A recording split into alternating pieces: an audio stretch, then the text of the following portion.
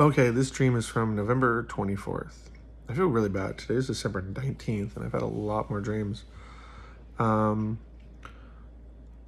saw people walking into where I work, people walking and scurrying to get ahead of me, and I think I've passed from this place because like nobody was turning around and looking at me. Like I was watching it. I don't think I'm part of that anymore. Like I'm a ghost, a thought. So that was cool because if I do get married, I'd like to move on from my 40-hour week job, so that way I can work more on ministry. I can exercise my powers. I can start working on showing more miracles, and I can start building the kind of Disneyland type area I have planned for Texas. And if I'm correct, it seems like Joe Dawson has prophesied that my company will go from the 9th to the 7th largest company on the planet. So that's good. And in case you don't know, my plan is, so I'm obviously going to take like a salary, and I'm going to pay everyone a good wage. I'm thinking 60, 80, 100, or $120,000, depending on where you are. If you're an employee, you start at 60. If you manage a team, you get 80. If you manage either a large team or a group of teams, that'd be 100. And then if you manage a group of managers, that'd be like 120. And then let's say you're part of the movie facility, right? Your team makes movies. So 10% of whatever the movie generates goes to the church, 10% goes to the investor, and 10% goes to the employees. And then the rest is used to make more businesses, because business is what creates wealth. So I want to get the world out of poverty. I want to start thinking about space, bring the world together so we can call God. And then 1% of every profit goes to what I call capital, which is like the people like me who run the whole company. So if you're someone that helps run just the infrastructure, because you're not a part of any project, so that wouldn't be fair that everyone else is making a percentage and you're not. So we get 1% of everything, and then whatever happens, happens. So even if you're somebody who like works on a $200 million profit movie and you just clean, you would get a cut of that. You'd get an equal cut too. I don't care if you're a famous movie actor or a little cleaner. Like everyone's going to get the same cut, because that's how God works, right? We believe in Jesus. We all get to go to heaven. It doesn't matter if it was now or later. Yeah. Okay, so time travelers are walking through. There's a long line, but I just cut into the middle. There's a girl with glasses. I think that's my coworker from work, and I've been thinking and praying about her and her boyfriend a lot.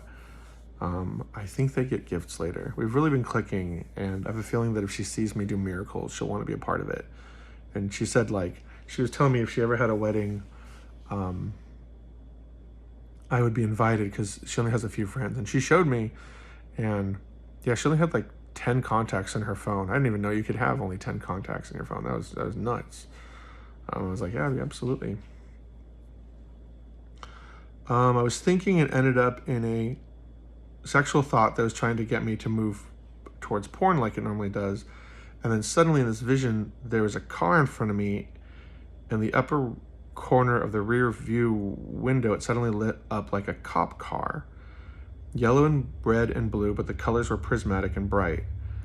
And I think the cop car rushed in to stop me from an intrusive thought that was trying to be pushed in by a demonic force, or maybe just work its way through because my body. But yeah, that was interesting. I think I've seen the cop guardian angel in real life a couple times. So when I was first transitioning to be acknowledged as a minister of heaven, I saw the guardian angels I was given. I was given a cop guardian angel and a fireman guardian angel and a gardening guardian angel. And I was like, that's pretty cool. They can get pretty pushy too. I was like, man, your authority is like, But I mean, I was also glad because I took him a lot more seriously. Like, this guy means business. Okay, so 2 jalapeno containers, one open, one half open on an ice maker. It reminded me of Disneyland or an ice maker outside of a hotel. And so I think that's spiciness of marriage. And also Disneyland at hotel, so we have like honeymoon and marriage. So that was cool, knowing that I'll have like spicy times and cool downs. And more importantly, that shows that I'll have, if you really look at that dream, you can infer other knowledge that I'd have like good spicy time and good cool downs. Because I didn't see any trouble, I didn't see any problems. It was a good dream, it was clear, it had impact. So that's good, because I'd want to enjoy that and also to help give that. People going up to bosses, going up to one guy and then another, and then my buddy Alex, some sort of hovercraft like Star Wars. Someone was there. It was a girl and I needed a place to sit.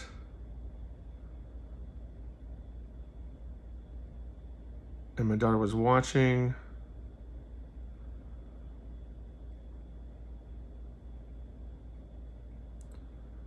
Watching me put in my 2 weeks at my current job. Because we're getting married, so I'll be leaving this job. I don't remember writing that. Huh. But yeah, I think that was my daughter watching. She pops into my dreams. Okay, then someone laying down on something like a lizard, but it was like a guy. I was thinking dry ground, maybe solid ground, because I think my daughter's in like a foster home right now where they have like a whole bunch of kids. So maybe like stability, dry land, right? Lizard, dry land. Because Rebecca, she was standing on my chest one time and Rebecca said, maybe you're supposed to be like stable ground and, maybe strong. Like, and I was like, that makes sense. One of my lieutenants, which is just kind of like my right-hand man, her name is Lily. She's talking about work. We're putting work up.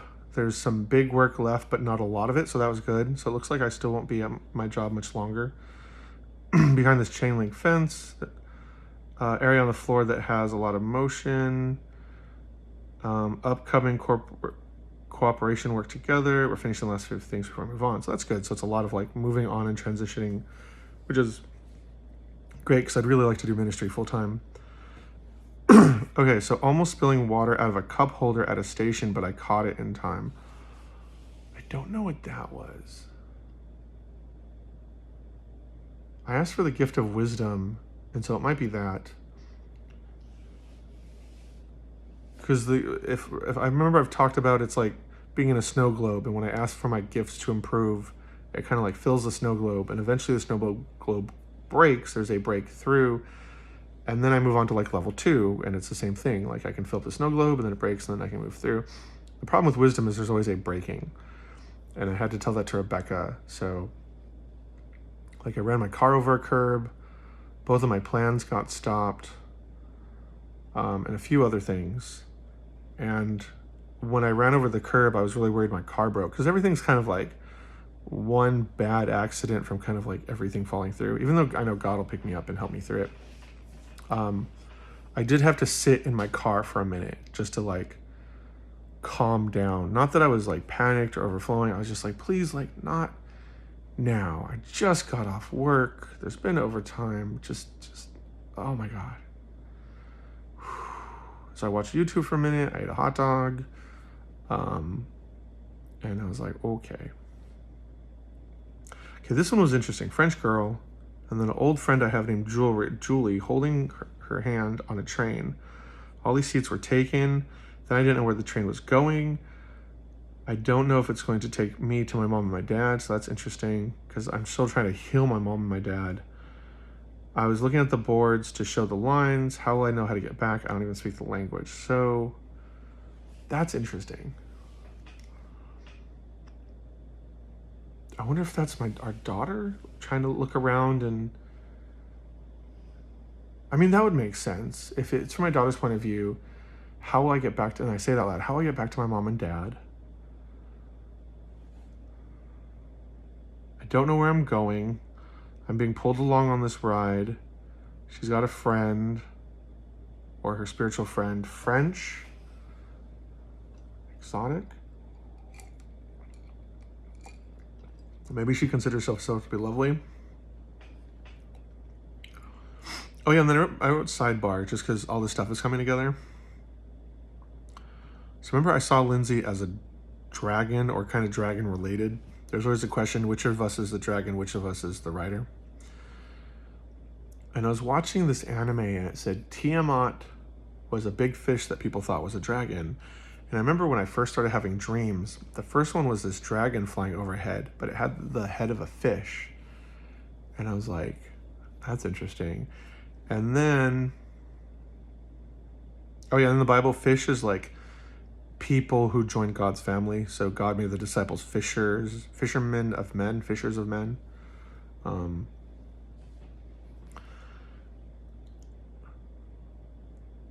the size and majesty is Lindsay, not because she's a rock star, but because she's a rock star. She has like a rock star spirit, and what she does is mighty and big. And unlike a lot of rock stars, Lindsay doesn't seem, according to my discernment and what I perceive, and I'm a pretty good judge of character because of the discernment, the knowledge, and I try. And this is the sort of thing I pray about and try to get better at.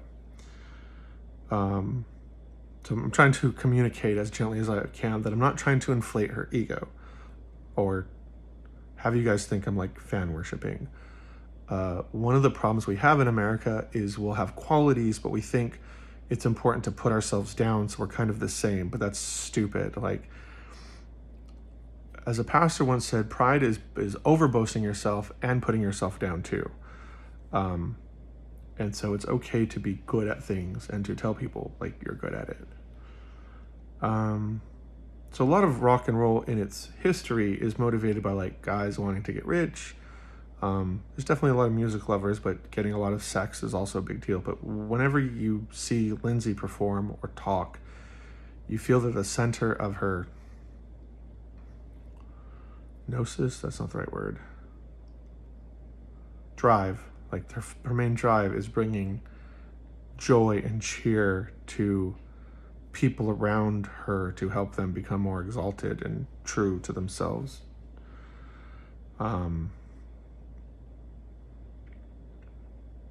Okay, so the second dream was I was sitting in heaven and there was like a fishing hole open, like a portal, and I had my fishing line and my hook down in this like spiritual water underneath, and this fish came up and I was like, and it didn't go for the hook, it bit my pants, which were rolled up kind of like a Huckleberry Finn sort of thing, and tried and like beckoned me to come into the water with her.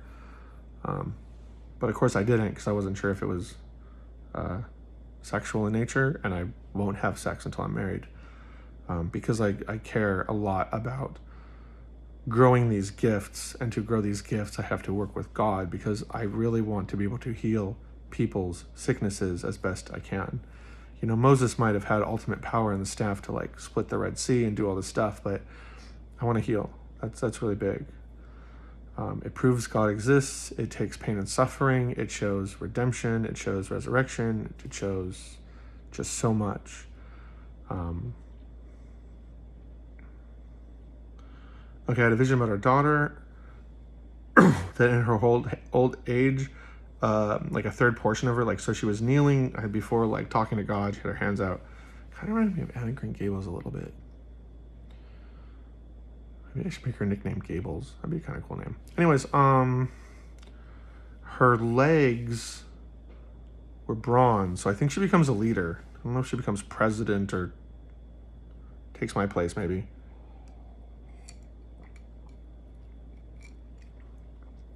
So I need to make sure I teach her to lead.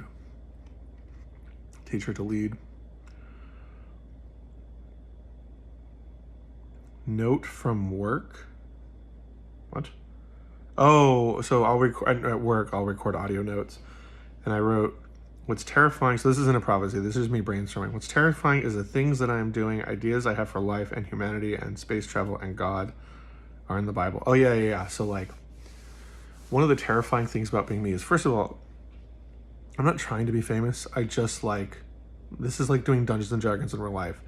You do something, you do a little more, you do it on scale, you do it bigger. And so one of the things I learned is I can give out the gifts. And I was like, oh, I should give out the gift of discernment and knowledge, because kind of everyone can handle that without ruining the Christian way. Because if I give everyone healing and prophecy, everything's going to get mucked up. But I can start with discernment and knowledge. Those are simple, straightforward. They help. And then the Bible goes in the time of Revelations, young men will have visions and old men will have dreams. And I was like, wait, are they doing this in Revelations because this is what I'm doing? And then also the idea of Jesus coming back. I had this idea for Jesus coming back, and my dad told me that everyone already like thought they knew or this or that. And I was like, yeah, but I don't know. Anyways, I love you guys. You guys are great. This was November 24th.